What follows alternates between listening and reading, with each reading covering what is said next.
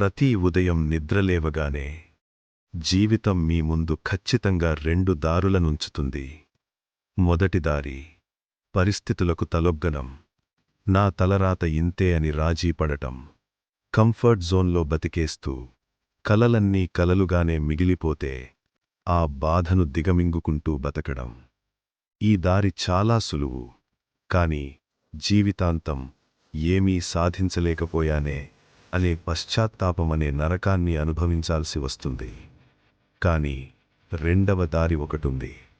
మీ కథను మీరే తిరగరాయడం, దెబ్బతిన్న చోటే మళ్లీ పైకి లేవడం, ఓటమిని, అవమానాలను, ఎదురైన ప్రతి కష్టాన్ని మీకు ఇంధనంగా మార్చుకోవడం.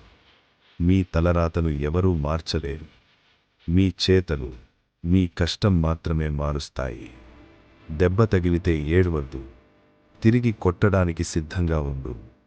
పట్టుదల, డిసిప్లిన్ ఇచ్చే నొప్పిని భరించడానికి సిద్ధపడతావా, లేక ఏమీ సాధించలేకపోయానే అనే పశ్చాత్తాపమనే నరకాన్ని భరిస్తావా? ఈరోజు నీ నిర్ణయం ఏమిటి?